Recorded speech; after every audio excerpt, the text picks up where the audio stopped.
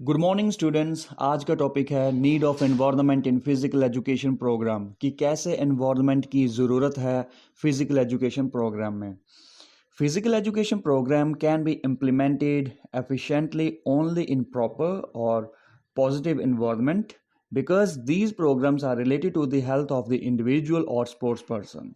If the environment is positive, then it is good for the individual or sports person who take part in the program of physical education. मतलब हुआ कि physical education programme को हम अच्छे तरीके से implement कर सकते हैं सिर्फ हम पॉजिटिव और प्रॉपर तरीके से इसे इम्प्लीमेंट कर सकते हैं, क्योंकि ये सारे प्रोग्राम हमारे सेहत से जुड़े हुए हैं, हर एक इंडिविजुअल के साथ, हर एक स्पोर्ट्स पर्सन के साथ। अगर वो वातावरण जो इन्वायरमेंट है अगर वो पॉजिटिव होगा तो हमारी सेहत के लिए बहुत ही अच्छा होगा, हर एक इंडिविजुअल के लिए, हर एक स्पोर्ट्स पर्सन के लिए अच्छा होगा जो कि इस प्रोग्राम में हिस्सा ले रहे हैं। It is the matter of the fact that the program of physical education consists of heat, cold, humidity, quality of air, altitude, etc. Along with these elements, there are some other elements of physical education program such as condition of the playground, court, quality of sports equipment and facilities like drinking water and urinal, etc. तो मतलब हुआ कि ये जो programme of physical education है इसमें क्या क्या चीज़ें आएंगी। जब हम खेलते हैं तो पूरे थ्रू आउट द सीज़न में, थ्रू आउट द ईयर में क्या होता है, गर्मी भी होती है। जैसे कि इन दिनों में जून जुलाई में अगर कोई एक्टिविटी चल रही है, कोई कंपटीशन चल रहा है तो हमें गर्मी में खेलना पड़ता है। अगर विंटर में हो रहा है तो सर्दियों में भी खेलना पड़ता है। हीट, कोल्ड, ये humidity, quality of air, altitude, कोई पहाड़ी इलाके में कोई कंपटीशन होने जा रहा है तो वहाँ हम इन सब चीज़ों का हम एक्सपीरियंस करते हैं और ये एक पार्ट है। Along with these elements, there are some other elements of physical education programs such as condition of the playground, court, quality of sports equipment, facilities like drinking water and urinal, etc.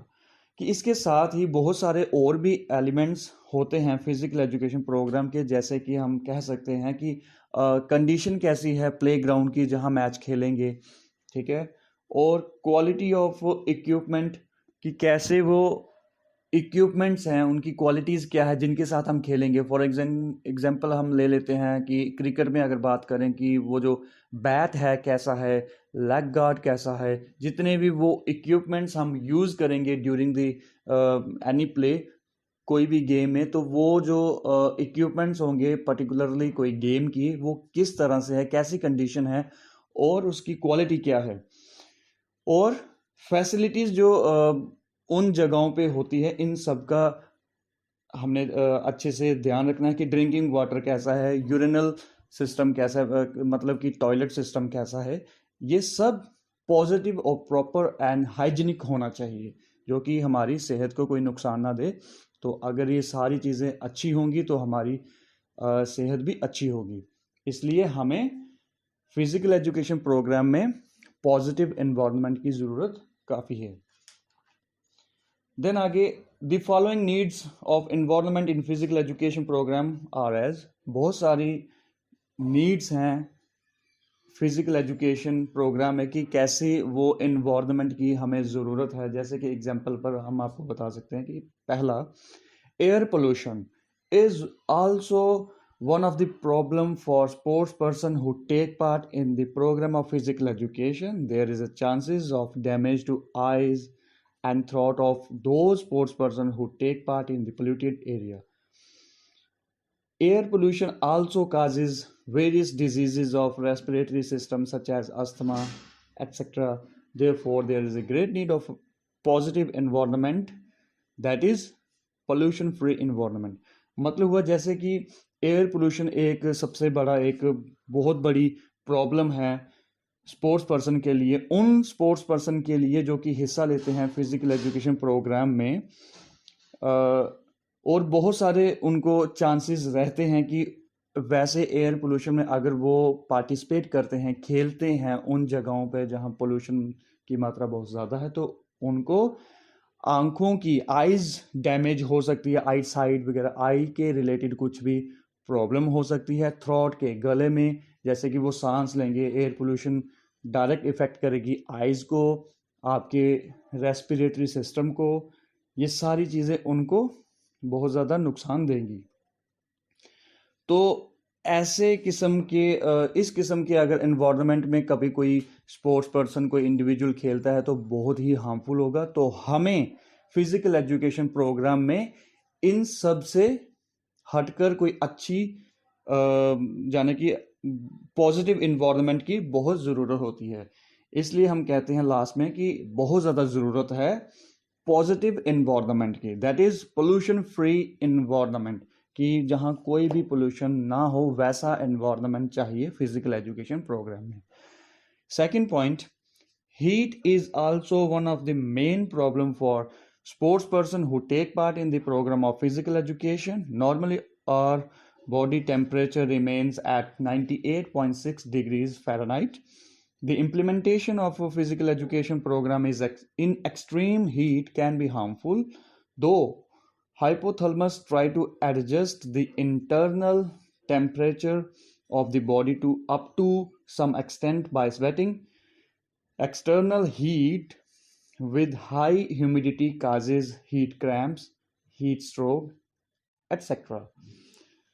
तो मतलब हुआ कि हालांकि गर्मी भी बहुत बड़ी एक मेन प्रॉब्लम है स्पोर्ट्स पर्सन के लिए जो कि हिस्सा लेते हैं फिजिकल एजुकेशन प्रोग्राम में। जैसे कि आप एग्जांपल ले सकते हैं कि इन दिनों में जैसे जून जुलाई अगस्त के महीने में बहुत ज़्यादा ह्यूमिडिटी गर्मी वगैरह रहती है। तो इस मौसम में कि इन दिनों में अगर कोई पार्टिसिपेट करता है तो उसके लिए बहुत ज़्यादा हार्मफुल हो सकता है। तो जैसे हमें पता है कि हमारा बॉडी का टेम्परेचर जो रहता है नॉर्मली वो रहता है 98.6 डिग्री फ़ारेनहाइट।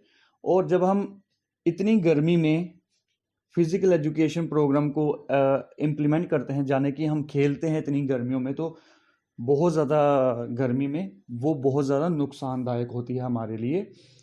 हालांकि जो हाइपोथैलेमस होता है ये एक ग्लैंड होता है जो कि हमारे बॉडी को इंटरनली गर्मी को एडजस्ट करता है कि हमें ज़्यादा गर्मी नहीं लगने देता। हमारे एक किस्म का लगा लो कि आप ये कूलिंग डाउन एक ऐसा हमारा सिस्टम होता है जिससे क्या होता है हमारे अंदर की जो गर्मी है, जैसे हमें बहुत ज़्यादा गर्मी लगती है ड्यूरिंग एनी प्ले, तो स्वेटिंग, तो पसीना हमें जो खुद आ जाता है, तो हाइपोथैलेमस एक ग्लैंड है जो कि एक्टिवेट हो जाता है और सिग्नल देता है कि अंदर की जो एक्सट्रीम हीट को बाहर निकालने के लिए हमारी बॉडी को एक सिग्नल देता है कि थ्रू स्वेटिंग सब सिस्टम को, अपनी पूरी होल बॉडी को न्यूट्रलाइज करे और ठंडा करे।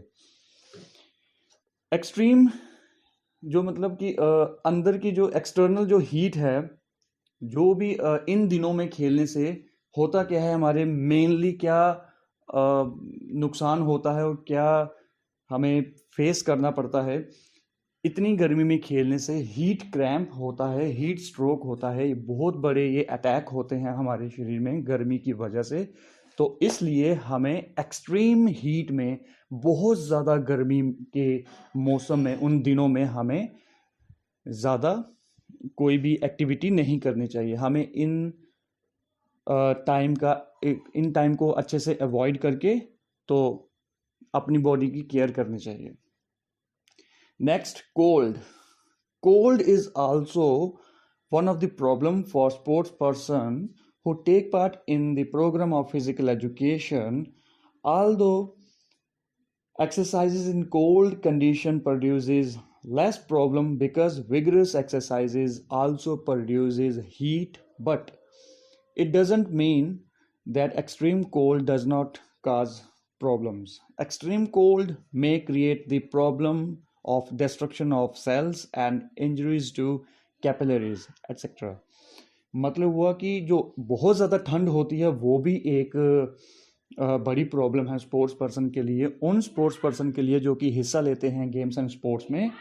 और हालांकि हमें पता है कि एक्सरसाइज करने से, जैसे कि बहुत ज़्यादा ठंड में अगर जब हम एक्सरसाइज करते हैं तो बहुत एक्सरसाइज करने से, विगरस एक्टिविटीज़ करने से, हार्ड एक्सरसाइज करने से हमारे मसल्स टोन अप होते हैं। टोन अप जब होते हैं तो बॉडी खुद ही अपनी इंटरनल सिस्टम को इतना वार्म अप कर लेती है, इतना गर्म कर लेती है कि ज़्यादा ठंड नुकसान नहीं देती है।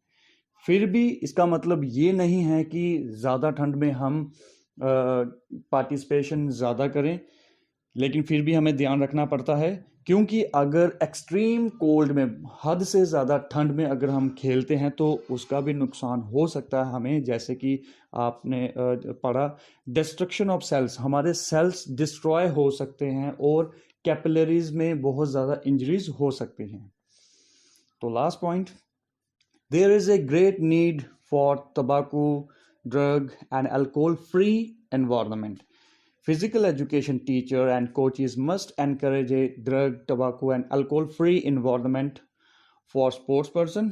If these banned items are stopped in sports, automatically sports environment will become healthy. तो बहुत ज़्यादा ज़रूरत है हमारे फिजिकल एजुकेशन प्रोग्राम में कि नशे वाली जितनी भी चीज़ें हैं उनसे मुक्त इन्वायरमेंट होना चाहिए, और फिजिकल एजुकेशन टीचर और जितने भी कोचेज़ हैं उनको एनकरेज करना चाहिए, कि बताना चाहिए सबको कि इन बुरी चीज़ों से दूर रहना चाहिए, इनका सेवन बिल्कुल भी नहीं करना चाहिए। अगर ये सारी बुरी चीज़ें जो कि नशे वाली चीज़ें हैं वो बैंड हो जाएं तो खुद ही ऑटोमेटिकली हमारा जो वातावरण है, एनवायरनमेंट है, वो हेल्दी बन जाएगा। तो एट लास्ट में आपको कंक्लूड करने में बता दूं कि हमारे फिजिकल एजुकेशन प्रोग्राम कैसा होना चाहिए, फिजिकल एजुकेशन का वो एनवायरनमेंट कैसा होना चाहिए। पोल्यूशन फ्री होना चाहिए, ज़्यादा गर्मी नहीं होनी चाहिए, बहुत ज़्यादा ठंड नहीं होना चाहिए, और नशे वाली चीज़ों से दूर होना चाहिए। वैसा वातावरण होना चाहिए फिजिकल एजुकेशन प्रोग्राम में। तो थैंक यू, ये था आज का टॉपिक।